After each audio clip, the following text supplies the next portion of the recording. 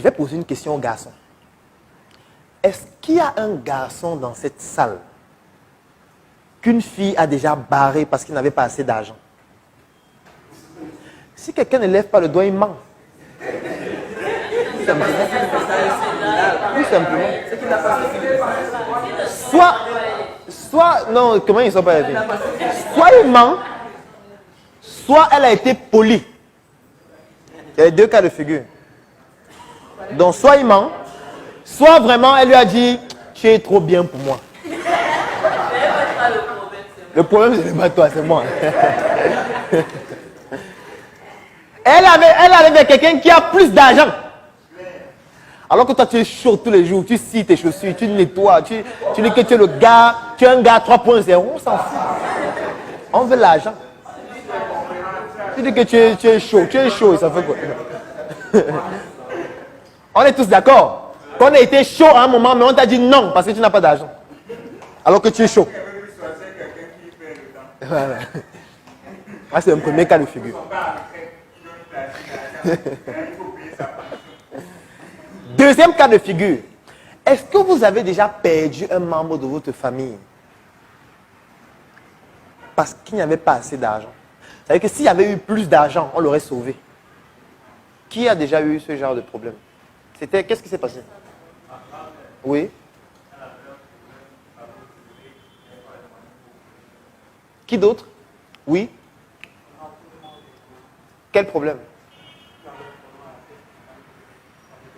2 millions. Oui. D'accord. Ouais, j'imagine. C'est très lourd. Voilà des exemples simples. C'est-à-dire que s'il y avait eu plus d'argent, certainement la personne serait toujours en vie. Même si pas forcément vivant de la meilleure des façons, mais serait en vie. C'est-à-dire que le manque d'argent a entraîné un décès. Manque d'argent. Donc l'argent est au centre de tout. Nous sommes dans un monde où le seul langage que les gens comprennent, c'est l'argent. Fatalement, je peux comprendre que vous aimez l'amour. Il y a des gens qui aiment. Moi, j'aimais avant. Avant, l'amour, oh, j'étais un poète avant. Les poèmes. Je dis, mais pourquoi il y a des discours? Il faut qu'on s'aime. Pourquoi? Trouvons un moyen de nous aimer. Jusqu'au jour où j'ai compris que l'amour s'arrête là où l'argent parle. L'amour attend. L'argent finit de discuter. Après, l'amour revient. Si l'argent ne trouve pas un compromis, ça s'arrête. Nous sommes dans une société pareille. Nous sommes dans une société où l'argent, c'est une langue. Donc, quand vous avez l'argent, vous n'avez pas besoin de parler des langues. Vous pouvez parler juste de votre langue maternelle. Avec l'argent, ça vous ouvre toutes les portes, même avec ceux qui n'ont pas la même langue que vous. J'aime toujours dire que si aujourd'hui on m'envoie au Pakistan, je n'ai pas besoin de parler la langue. J'arrive dans une boutique, je pointe que je dois un téléphone, je monte $20, il va me donner. Il va prendre, il va tester, il va me donner, il va prendre de l'argent. Il n'a pas besoin qu'il parle sa langue. Parce que l'argent, c'est une langue. L'argent parle à votre place. Mais comment dans une situation pareille où l'argent gouverne tout, on continue de jouer avec l'argent? On continue de considérer que l'argent n'est pas vital. Je ne suis pas en train de dire qu'il faut tout faire pour avoir de l'argent. Il ne faut pas paraphraser ce que je dis. Il ne faut pas tout faire pour avoir de l'argent. Mais il faut comprendre l'importance de l'argent dans votre vie. Parce qu'il y a des gens qui tentent de nous faire comprendre que l'argent, non, l'argent, ça ne fait pas le bonheur. L'argent, c'est le diable, machin. Oui, d'aller au paradis que pour un chameau de passer par... Il y a des gens qui essayent de nous faire comprendre ce genre de choses. Mais la réalité nous rattrape chaque jour. Chaque jour, la réalité nous rattrape qu'il faut l'argent. Il faut l'argent, il faut l'argent, il faut l'argent. Donc, dès aujourd'hui, il faut que l'argent devienne un outil qui vous permet d'atteindre vos objectifs et non que l'argent devienne toute votre vie. Non. Ne faites pas tout pour de l'argent. Ne transcendez pas vos valeurs pour de l'argent. Ça, je suis d'accord. Mais l'argent, c'est au centre de tout. Et si vous n'avez pas d'argent, personne ne va vous respecter. Il n'y a aucune personne qu'on respecte s'il n'a pas d'argent. Même dans votre famille. Allons dans les familles. Voyons lorsqu'il y a des obsèques. Qui fait le programme? On ne fait pas le programme avec ceux qui n'ont pas d'argent. Ce n'est que celui qui a l'argent qui peut dire que, bon, ok, on fixe la date à tel moment. Le corps va faire tel nombre de temps à la mort. Bon, comme je suis encore aux États-Unis, j'ai encore pour 2 semaines repoussé les obsèques dans 1 mois. On va repousser. Quand ils sont à la réunion, ils sont en train de parler. Toi qui n'as pas d'argent, tu vas t'occuper de la logistique de la réunion. Ça veut dire que les couverts, la boisson, si tout est chaud, si tout est OK. Même si tu es l'aîné, on n'entend pas que tu es l'aîné quand tu n'as pas d'argent. Quand tu n'as pas d'argent, on n'écoute même pas ce que tu dis. C'est le cas même dans les familles, même dans les États. Pourquoi est-ce qu'on ne respecte pas les Noirs? C'est parce qu'ils n'ont pas d'argent. C'est la seule raison.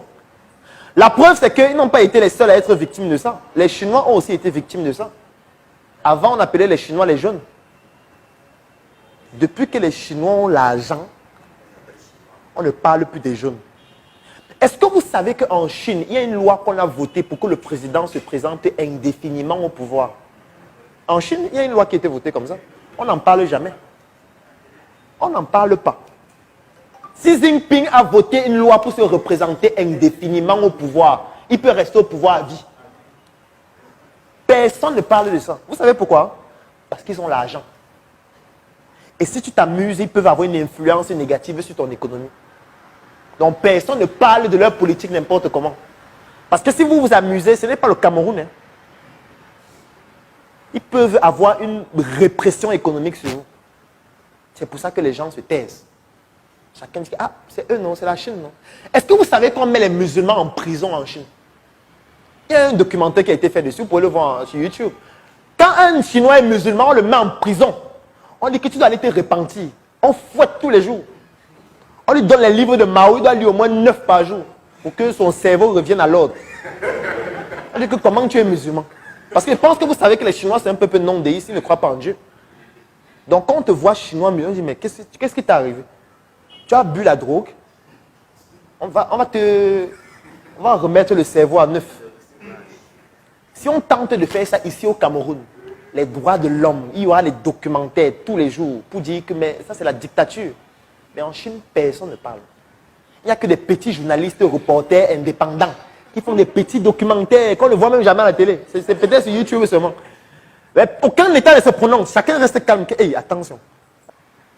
Parce que nous sommes le seul peuple au monde qui ne veut pas assumer que l'argent est au centre. Et on veut toujours faire comme si l'argent c'est accessoire. On ne peut pas faire sans argent. Donc, les stratégies que je vais montrer de communautarisme économique tout à l'heure, ce sont des gens qui ont modifié leur manière de voir ce que c'est que l'argent. Ils ont modifié leur rapport à l'argent. Je tiens à préciser que je ne vous permets pas de faire tout ce qu'il faut pour avoir de l'argent, ou n'importe quoi. Ne travestissez pas vos valeurs pour l'argent. Ce n'est pas ça que je dis. Je ne suis pas en train de dire qu'on va vous demander de faire des conditions, d'avoir des conditions bizarres pour avoir de l'argent. Et comme c'est l'argent, vous allez tout faire. Non. Mais vous devez toujours retenir que si vous n'avez pas cet argent-là, vous ne pourriez pas atteindre vos objectifs. Que diriez-vous d'une tontine qui permet d'implémenter des projets? Une tontine dans laquelle les membres se mettent ensemble afin de réunir de l'argent, argent qui va permettre d'investir dans des projets ou alors d'acquérir des biens immobiliers. Je vous recommande de regarder cette vidéo et je vous reviens juste après afin de vous expliquer l'offre que je vous présente.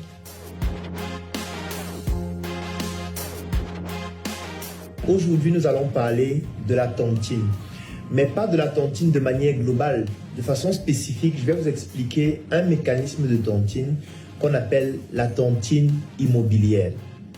La tontine immobilière, c'est une forme de tontine qui consiste à permettre à tous les participants de pouvoir bénéficier de biens immobiliers. Je vais prendre le cas de figure où tous les participants de la tontine n'ont aucun bien immobilier.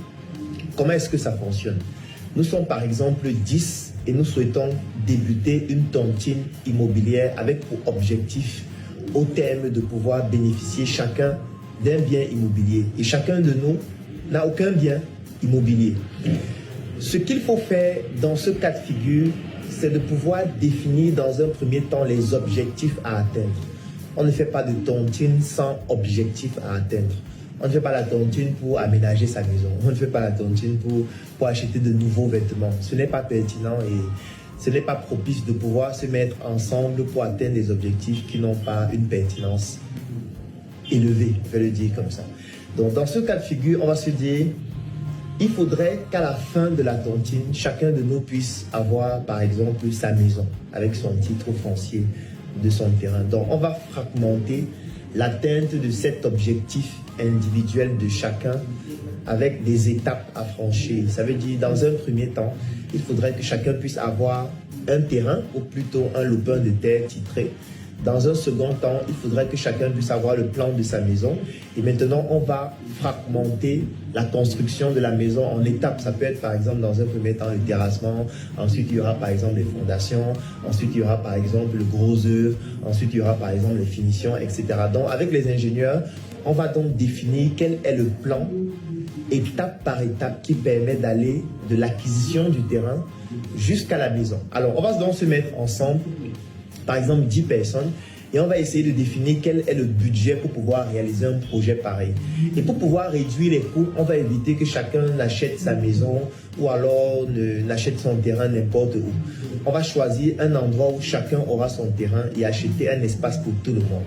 Je prends un exemple. Supposons que chacun souhaiterait avoir une maison de 1000 mètres carrés. Ça veut dire que pour 10 personnes, ça va faire 10 000 mètres carrés, donc on peut dire 1 hectare. Ce qui va se passer, c'est qu'on va donc chercher un endroit où nous allons acheter un espace de terre de 1 hectare. Ce qui fait en sorte qu'acheter 1 hectare va revenir à un coût beaucoup plus faible que le fait d'aller acheter 100 mètres carrés ou 200 mètres carrés dans plusieurs endroits différents. Donc on va choisir un endroit où on souhaite habiter tous et définir quel est le budget pour pouvoir acquérir un espace de 1 hectare dans cet endroit.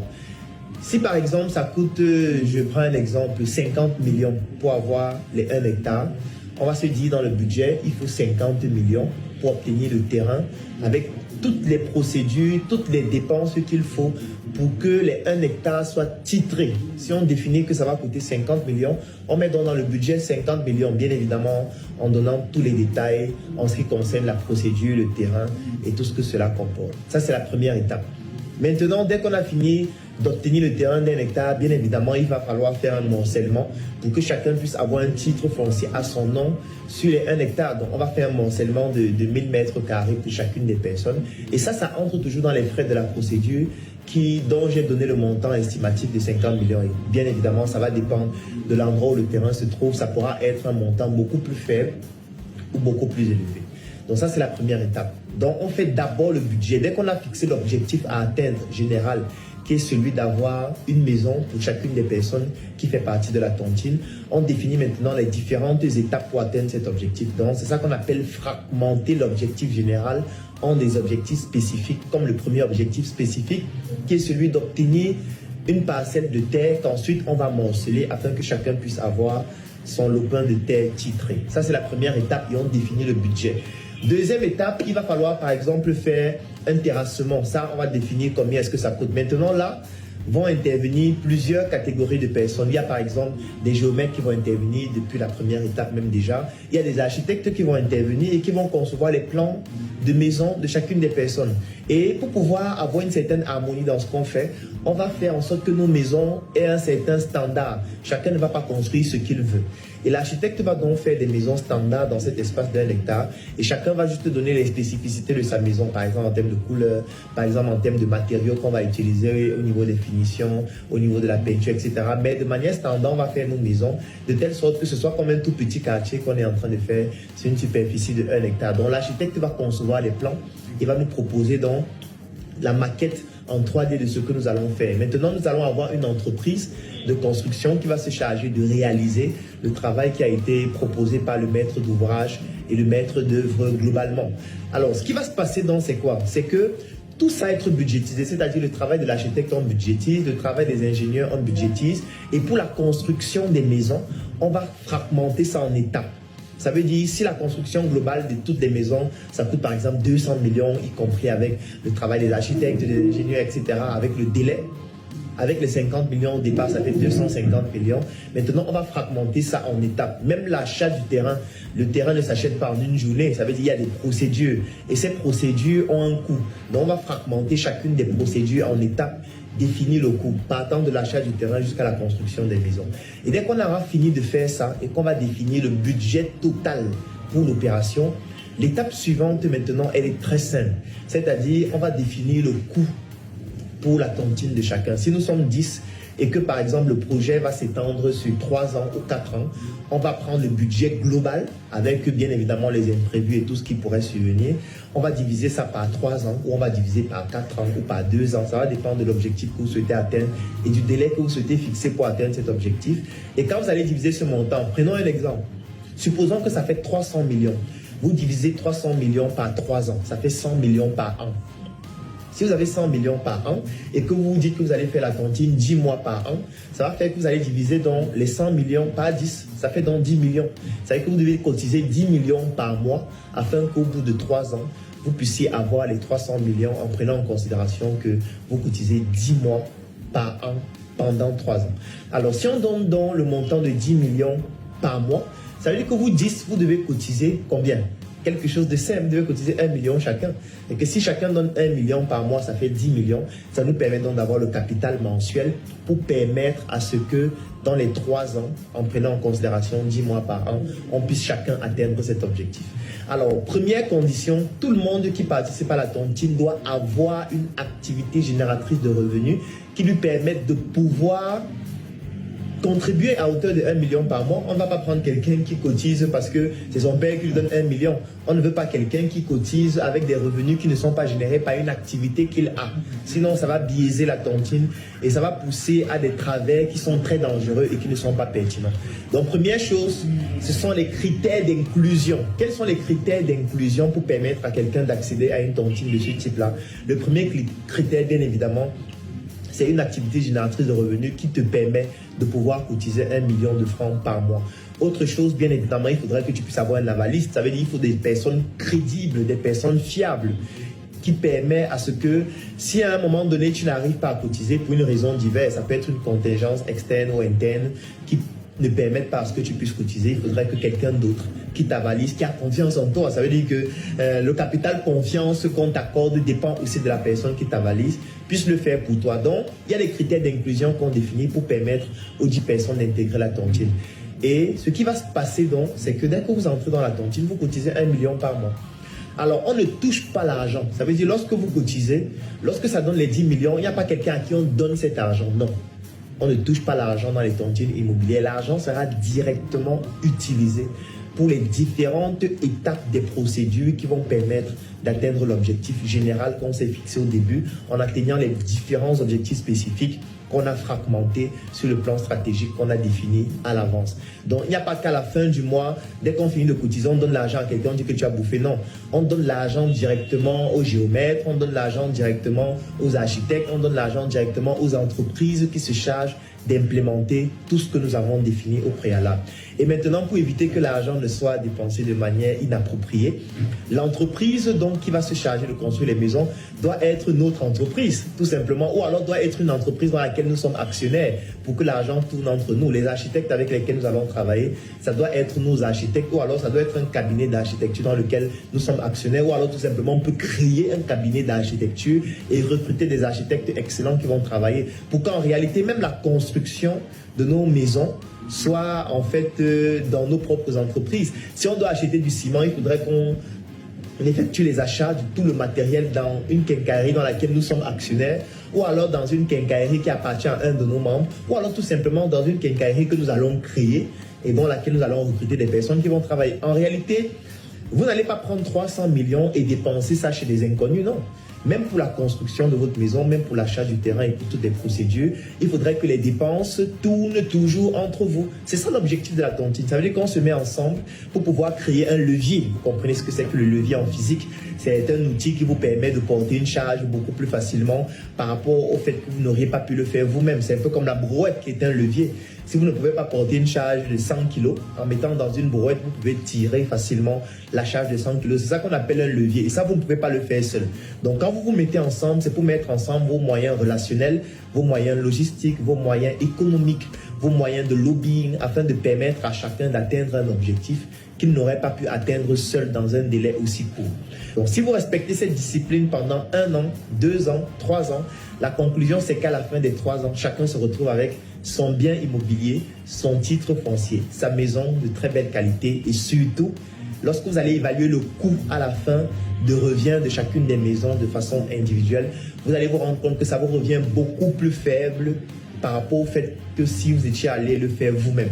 Parce qu'au final, en achetant le terrain en gros, notamment 1 hectare, ça vous revient à un prix unitaire beaucoup plus faible. En faisant les travaux en gros, ça revient à un coût beaucoup plus faible. En achetant le ciment en gros pour les 10 maisons, ça revient à un coût beaucoup plus faible. En achetant le fer en gros, ça revient à un coût beaucoup plus faible. Lorsque vous partez dans un cabinet d'architecture et que vous dites que vous voulez les plans pour 10 maisons, ça revient à un coût beaucoup plus faible que quelqu'un qui viendrait pour une seule maison.